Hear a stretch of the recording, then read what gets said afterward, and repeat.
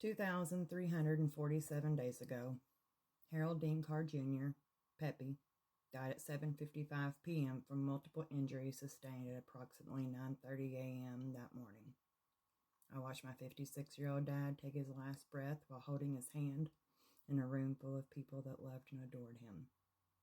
Later that night, I would have to tell his best friend that he didn't make it and listen to his screams coming from the other end of the line. I drove the hour home in silence, following my brother's taillights down the road. The next morning, I would have to tell my 4-year-old Jake and my 8-year-old Justin that their papa Peppy had died, and try to keep it together long enough to answer their curious questions. Grief is such a simple little word that can be oh so devastating to endure firsthand when you are drowning in it. I sat on my front porch the next morning angry. Angry that people were driving down the road, headed to work, going on about their daily lives, all while our families had stopped. In the beginning, we went into survival mode. Field the phone calls and condolences, greet friends dropping off food, contact the medical examiner for the date of the release of his body, find out about the death certificate, call the funeral home again to relay information, pay the regular house bills that wait on no one, turn his phone off because it rings periodically with friends calling to see if the tragic news is real, and hold your breath every time someone pulls in the driveway because you swear it sounds just like his truck. Then you go to the funeral home and look through programs and caskets and pick out flowers and times and music and dates and his clothes.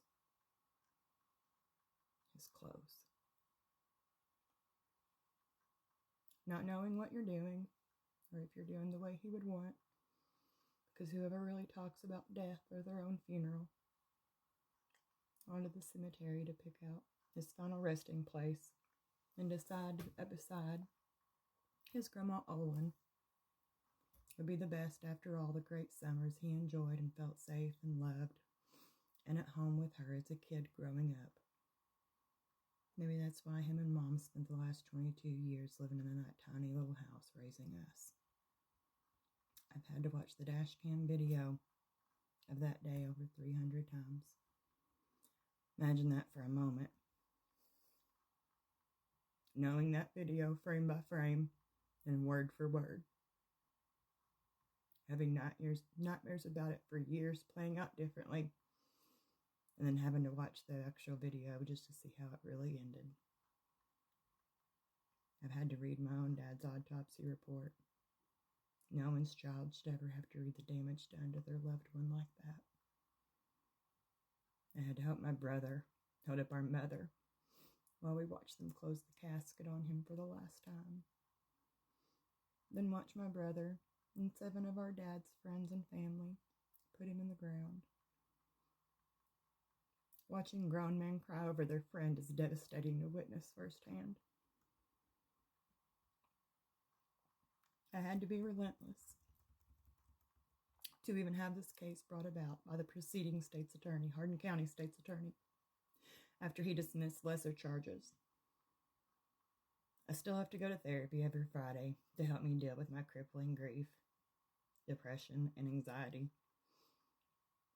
To even sit here today and write this is to relive it all over again, constantly being reminded my dad is dead, and I will never see him again. I will never dance with him again.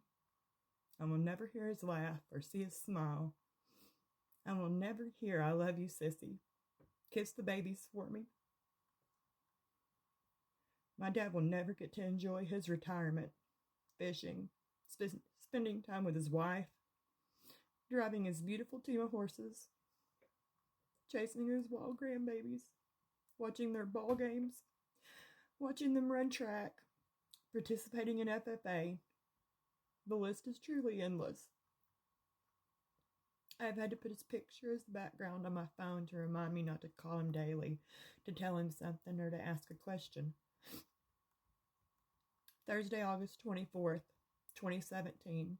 My brother James and I not only lost our dad, and our mother Kendra not only lost her husband of 38 years, but our community lost a great friend. My dad's funeral ran an hour and a half late because of a line of friends and family that stood in the rain, weaved through the vehicles in the parking lot just to pay their last respects. To say my dad's death affected more than just our family is an understatement.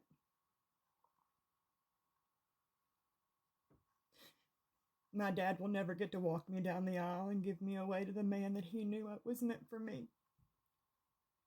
He will not get to spin me around the dance floor for our daddy-daughter dance.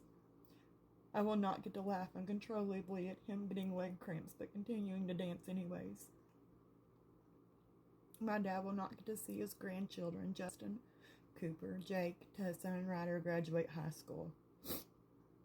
My dad will not get to see them marry or have his great-grandchildren.